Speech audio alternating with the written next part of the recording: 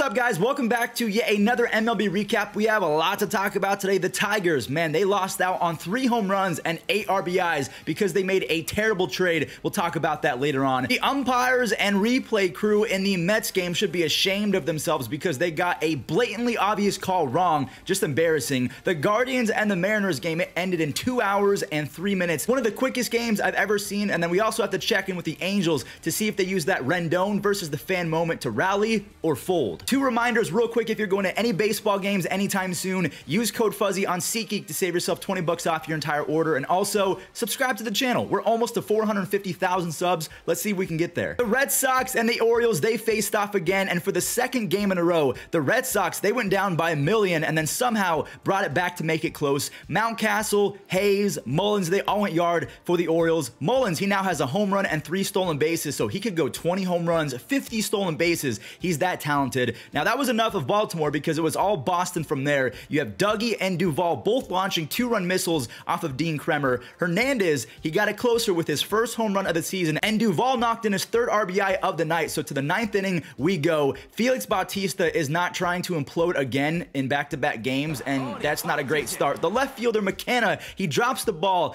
Adam Duvall, he immediately capitalizes. 2 pitches later, he ends it with a 2-run walk-off blast. Baltimore versus the Red Sox has been absolutely electric so far. From a Red Sox win to a former Red Sox player, Xander Bogaerts, he is feeling just fine in his new home. His 2-run home run scores Juan Soto. That is a sentence. Xander Bogaerts hits a 2-run home run to score Juan Soto. Just wait until Tatis is back. Fellow newcomer Matt Carpenter doubled the score as Colorado's offense said, yeah, that's enough of that. We're going to wake up now. Look at CJ Cron. That is his 3rd home run of the year to give him 7 RBIs, but San Diego's lineup, they were able to battle back and put the game out of reach. Machado and Soto, they teamed up for the final 2 runs. The Padres, they finally get in the win column. They were winless against the Rockies. They were 0-2. Now they're 1-2. This might sound a little bit harsh, but it might be time for Madison Bumgarner to hang up the cleats because he is terrible now. I am sorry, and it's actually kind of sad to see, but that's life. Tracy Thompson's grand slam was his 1st home run of the season, but trust me, he got selfish. That was not going to be his final of the game. There's his 2nd, a 3-run shot, so that is 7 RBIs through 5 innings. All of this was for the Dodgers ace, Clayton Kershaw, who was vintage Kershaw all over again. He tossed 6 brilliant frames, struck out 9. He is a first ballot Hall of Famer. I cannot wait to go to his Hall of Fame ceremony. I don't care. I'm going to be there in person. Now back to the offense. JD Martinez, he had his 1st home run in Dodger blue, and then there's Trace again. A 3-homer game. He was a 2-run home run away from the home run cycle because he had the grand slam, he had the 3-run home run, he had the solo shot. A 2-run home run would have made history. And if you guys don't remember, Trace Thompson was on the Tigers last year. Detroit traded him back to LA for cash and a bag of caramel M&Ms. It might have been peanut M&Ms or possibly belly button lint, but yeah, they basically got him for free. I'll go ahead and spoil it right now. Trace Thompson has more RBIs than the Tigers have scored runs this year. Now, before we talk about that Tigers game, let's go over what happened in the Angels versus A's game. Now, yesterday I said that the Anthony Rendon incident is actually going to rally the troops, and my God, the troops were rallied. They look like a kill streak from Modern Warfare 2. Shintaro Fujinami, he faced off against Ohtani. I bring that up because it gives me a chance to show this high school clip of Ohtani going yard off of Fujinami. Anyways, the rookie Logan O'Hoppe, he one-hopped the wall for an RBI double. That started a barrage of damage. Damage that can only be matched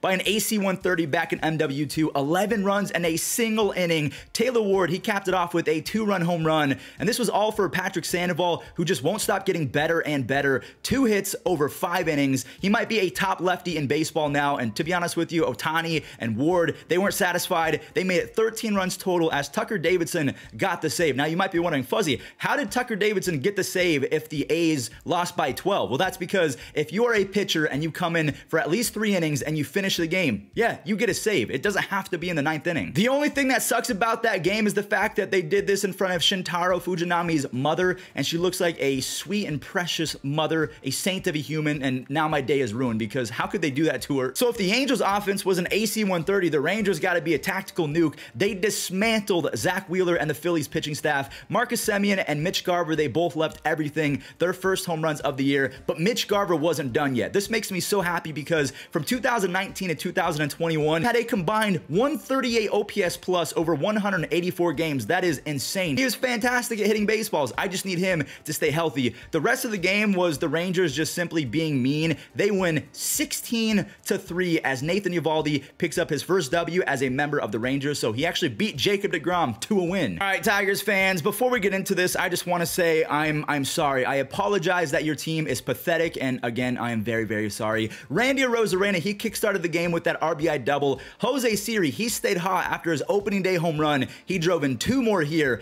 Josh Lowe, yes sir, a 2-run double. He's got sky-high talent. I can't wait to see what he does for the rest of the season. And again, I don't really know what else to say aside from the Detroit Tigers stink. Wander Franco and Yandy Diaz, they don't mind that because they could take advantage of the stinkiness down in Detroit. They're both going to have huge seasons. Wander Franco, I mean, it still kind of blows my mind. He is still just 22 years old. Like, he just turned 22. Yo, thank God for these next 2 teams. Shout out to the Twins and the Guardians. They won pretty easily and quickly yesterday. Let's talk about the Twins first. So Jose Miranda, he gave Minnesota all that they needed because Sonny Gray did Sonny Gray things yesterday. He held Kansas City to 3 hits over 5 scoreless innings, and then the Twins bullpen turned into a real-life buzzsaw. 4 shutout frames, only 1 hit allowed as Jorge Lopez, he closed it for his first save of the year. The Twins, they went 2-0, and another 2-0 ball game. The Guardians, they were at the Mariners, I think the final game of this series. You know how some theme parks have that SpongeBob in 4D experience or whatever? This was the Andres Gimenez experience. Okay, wait, hold on. We do have to show Josh Naylor's first home run real quick. That thing was blasted 430 feet. But now we can talk about Andres Gimenez, who just got a contract extension. He not only saved Aaron Savali's gem with that sick unassisted double play versus J-Rod, but then he went yard himself with a no-doubter. I love Francisco Lindor, but I feel like we won the trade considering how much money we're saving.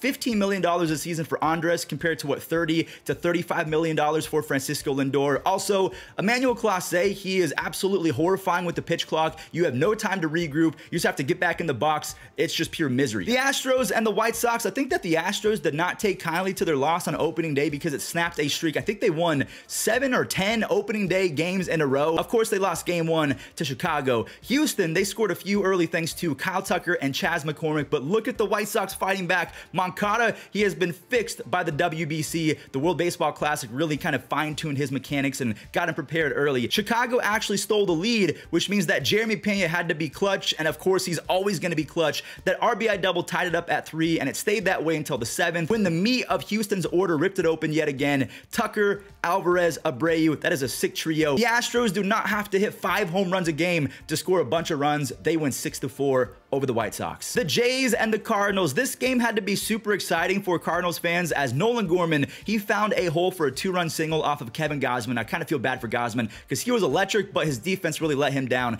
Jack Flaherty was literally unhittable. No, actually, 5 shutout innings, 0 hits, but he walked 7 Blue Jays. So it was really awesome. Cool, great, no hitter, but also that might be a little bit concerning considering his command was all over the place. And also, one more time, shout out to Kevin Gausman for fighting 7 strikeouts over 6. He had 0 earned runs, so his defense really did let him down. Jordan Walker had a 105-mile-per-hour RBI ground out. He got kind of babbed, that is batting average on balls in play. The shift stole a base hit from him. The dude's going to be a problem regardless. As Ryan Helsley came in, he saved the game. He was automatic as usual. The Brewers and the Cubs, Brandon Woodruff and Justin Steele, they stepped up and gave us a sick pitching duel. They both went 5 scoreless. They both looked unhittable as well. Steele, very slept on. He honestly looks like a Patrick Sandoval in the making, one of the better lefties that is just underrated, flying under the radar, but I feel like he's going to make a name for himself and really take that next step in 2023. The scoreless streak was snapped with Ian Happ's first home run of the year, but luckily for Brandon Woodruff, Chicago, their bullpen bailed him out of an L. The 2 newcomers saved Milwaukee as Jesse Winker and William Contreras, they did their things. They made it 3-1 for Devin Williams, and at that point, you can pretty much change the channel. Williams is so good, his first save of 2023. If I told you that Ronald Acuna Jr. and Matt Olson went back-to-back, as well as Spencer Strider throwing 6 scoreless, you would think that the Braves won, right?